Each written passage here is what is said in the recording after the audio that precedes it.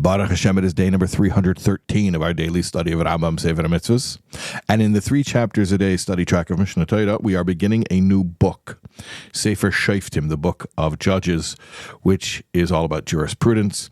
And this is the 14th of 14 volumes of Mishnah Torah. So we are in the home stretch.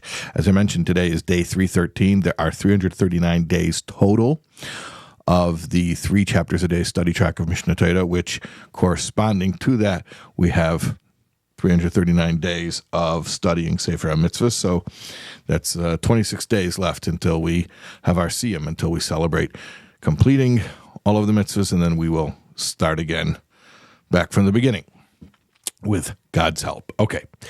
So, the first section of halachas in Sefer Shoftim has a long title. Actually, it's Hilchas Sanhedrin v'ha'Einshin Hamasurin Lohem.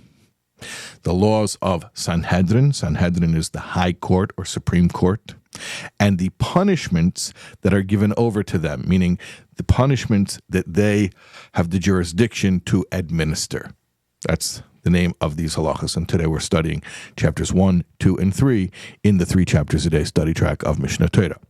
We have today 3 mitzvahs. Positive Commandment 176, the first one, and that is the mitzvah to create a system of jurisprudence.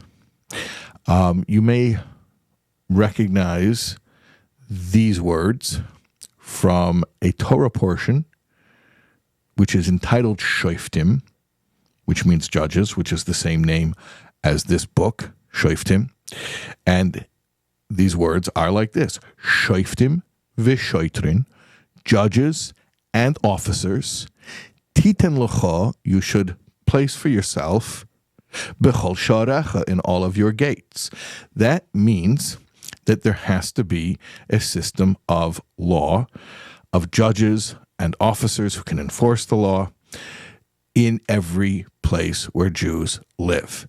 And this is an elaborate system that dictates that there should be certain sizes of courts based on certain sizes of communities, and all the way up to the highest court in Judaism, which is the Sanhedrin, which we mentioned before.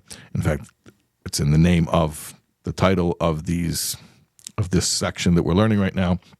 And that high court is the high court of 71 judges.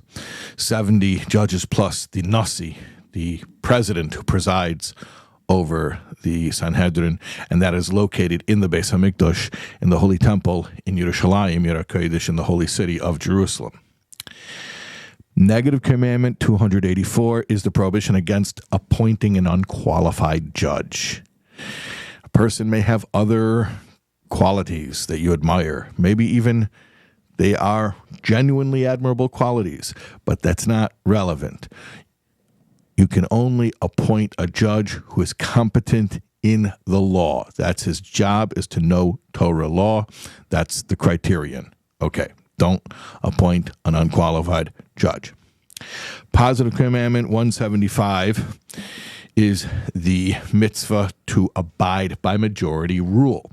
This has a couple of applications. One, it's talking about the system of halacha, of determining Jewish law, when you have, as often happens, a diversity of rabbinic opinions, legitimate, authentic rabbinic opinions. So how do we determine what the final ruling is that we can that we have to follow? Like when you learn Gemara, for instance, the Talmud. So you'll have many different opinions, but then when you learn Shulchan Aruch, when you learn halacha, Jewish law, we're going to follow one opinion. So how do we know which opinion to follow? That's by majority decision. Okay. And also, the other application is in a case of litigation. Now, you remember we learned, I don't know, maybe it was a week or two ago, we were learning Hilchos Toyin v'Nitan, laws of claims and counterclaims of litigation.